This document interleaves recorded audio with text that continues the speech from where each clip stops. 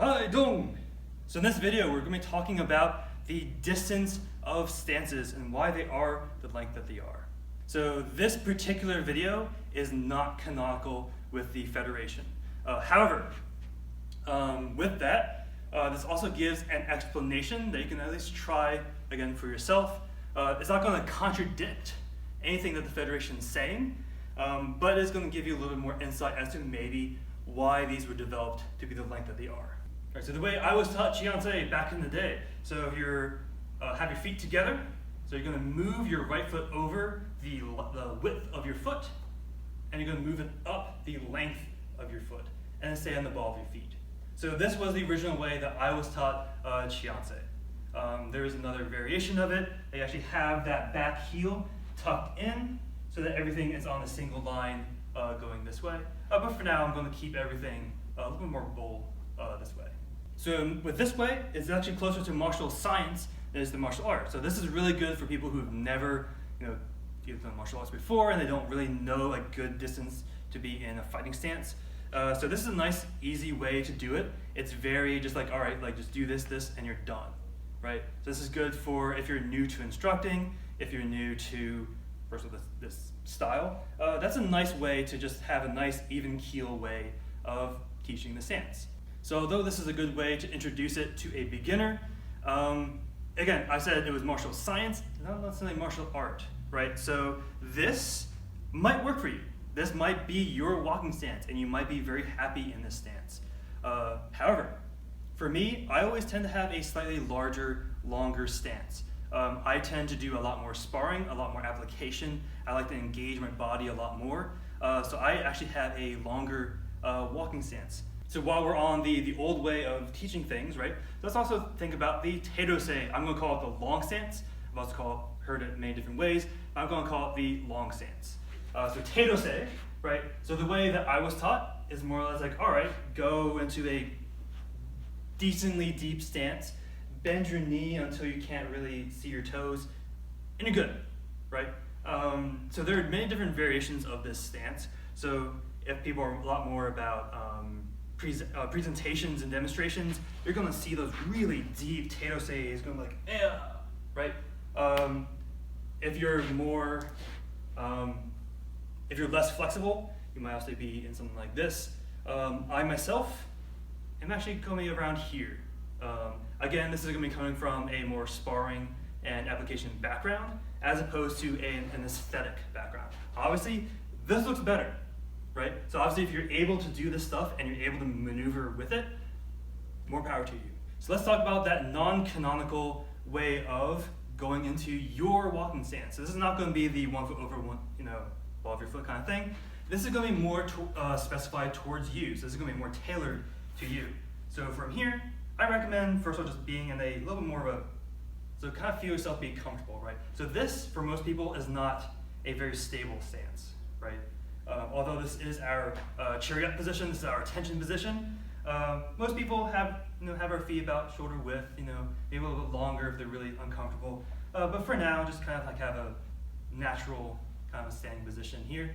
And from here, I want you to think about pushing your solar plexus forward. So think about where your center of mass is. So if I feel like probably the center of mass is way down here, but feeling where your mass is, again, first of all, being aware of where it is. So first of all, feel your mass. If you were to drop it down, it goes between your legs, right? So ideally right between. So if you're kind of like shifting over this way, it's not, right? So again, feel that your center of mass is dropping right between. Kind of feel where it is, right? So now take that center of mass and pull it forward. So forward this way, don't drop it, forward, right? So almost like someone's grabbing you by the gi and pushing you forward this way. So here, lean forward, keep leaning, lean, and catch yourself. Walking stance, right? So before we go into more examples of that, so why is the walking stance the walking stance? So the walking stance is, again, the most maneuverable of our stances, right? So I can move back if I need to, I can advance, I can evade, I can go on the corner, I can go backwards, all very easily, right? So again, that's gonna be mostly about activating your glutes certain ways, right? So if I'm really trying to push this way, I'm also not gonna be like stepping this way, I'm activating glute to push it back, right? So So that's the walking stance. So again, specifically with Gumdo, Gumdo is all about facing multiple opponents at once, especially with forms. When we're facing multiple people at once, right? If I'm dedicated to the teirose and there's someone right there, it's gonna be kind of hard for me to engage with that person. Versus if I'm here, I can turn very easily. I can even, cut as I go. I can deflect as I go. The walking stance is really good for maneuvering around someone. So from the side, right? So again, having your feet comfortable distance. If you want to, you can start feet together, and so probably still give you the same idea.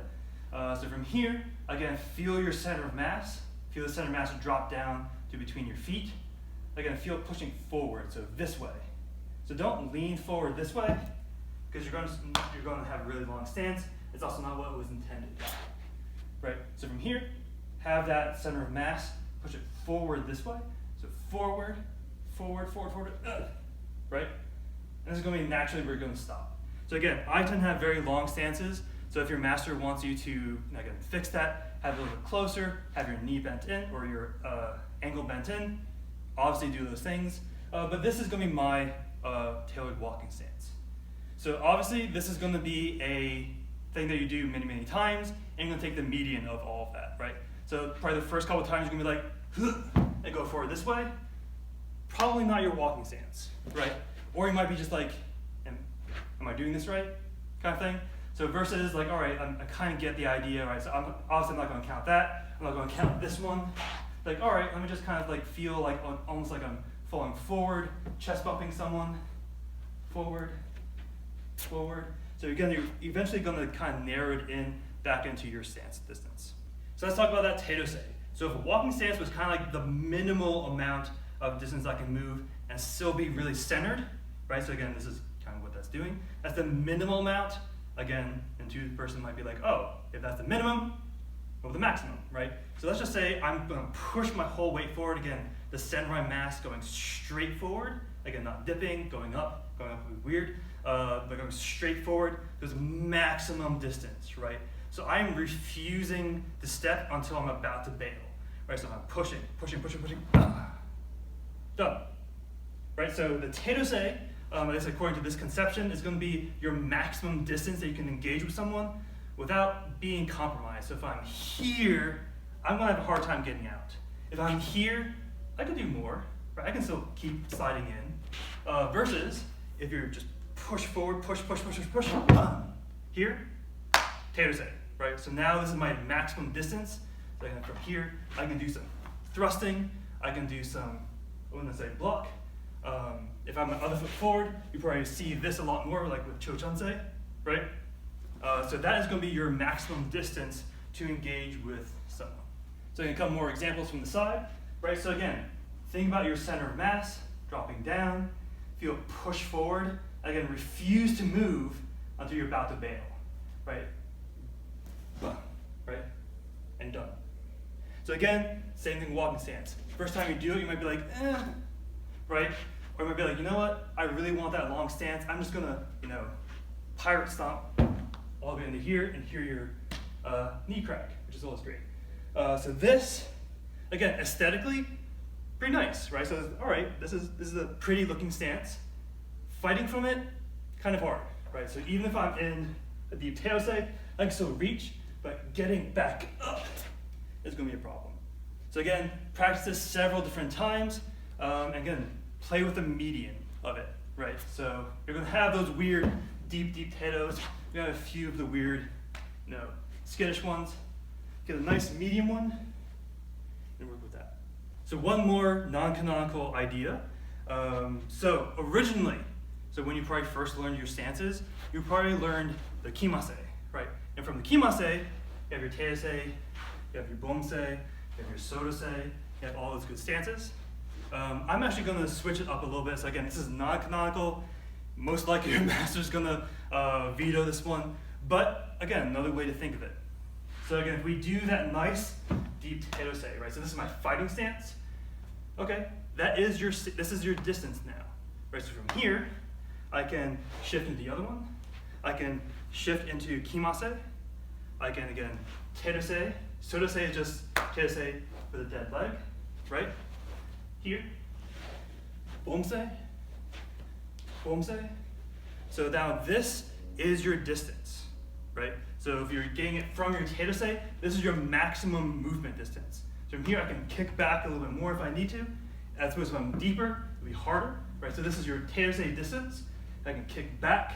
I can lean more forward if I need to. I can shift in, all sorts of things from this distance. One more note. So I talked about these different stances, right? So I tend to be a little bit shorter on my teirose when I'm fighting, and yet a little bit longer on my walking stance. So again, first of all, every human body is different, right? So the proportions are going to be different. If you're an instructor and you're seeing your students struggle, understand that difference, right? So your student might have particularly shorter legs, and they may not be able to, or it actually might be easier for them to get into those deep, deep teiroses, right? Versus if someone has super long legs, proportionally it might look weird, like it might look like they're more upright, but that might actually be their stance distance. So again, you don't necessarily need to emulate everything that you see in here, but the main idea is understanding why. So why is the walking stance distance that particular distance? Why is the teirose distance, the kimase distance, the sodose distance? Why are those all those particular distances? And just think about the why of everything. And to reel back in a little bit with some canonical stuff as well. So stances do change according to circumstance, right? So for example, your first half teirose is actually in Sangsu 6, right? So you just had this really deep teirose false edge thrust, and then you shift in here, right? So you actually do change the distance of your stances, especially if you go into higher levels, right? So banguk is mostly in half teiro, right? So they're not in these deep, deep teiros, as if they're maybe thrusting. They're usually like in these half teiros, right? So you will change the distance in your stances according to different circumstances.